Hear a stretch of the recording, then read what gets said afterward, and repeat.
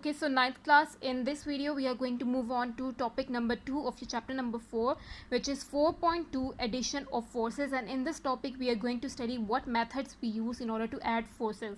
Before we study about the addition of forces, we have to focus on addition of different other quantities. Let's consider these quantities to be masses and lengths. So consider that you are asked to add two masses. Mass m1 is given as 2 kg and mass m2 is given as 5 kg, and you are asked to add both of these masses. So simply you will arrive at this point by using simple arithmetic rules.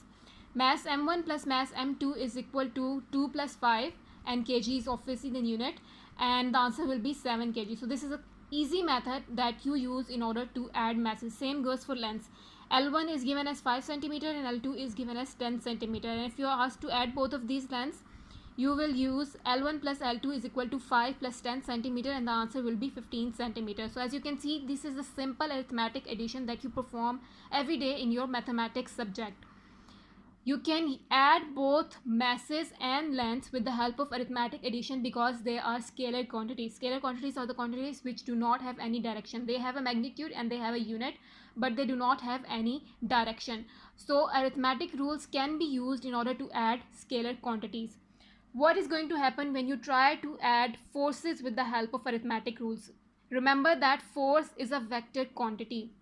It has a magnitude, it has a unit, but it also has a direction. So what is going to happen if you try to add forces with the help of arithmetic rules? Consider that you are given force F1, which is 5 Newton acting along east. In this case, 5 Newton is the magnitude and unit, and of course east is the direction. F2 is given as 10 Newton acting towards south. 10 is the magnitude, Newton is the unit, and of course south is the direction. So in this case, how will you add them?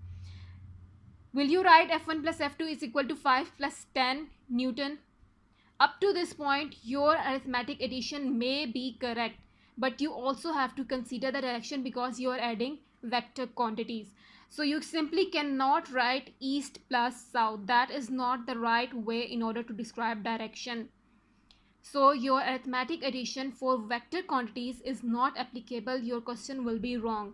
There is another rule, there is another method that you use in order to add vector quantities, and that method is known as head to tail rule.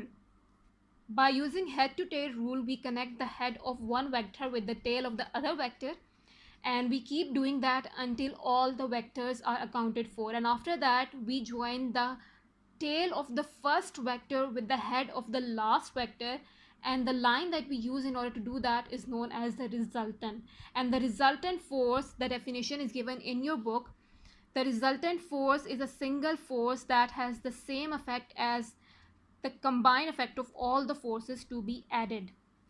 So when we try to understand this concept with the help of an example, it will be clear to you. So far you have seen that you cannot add vectors with the help of simple arithmetic rules.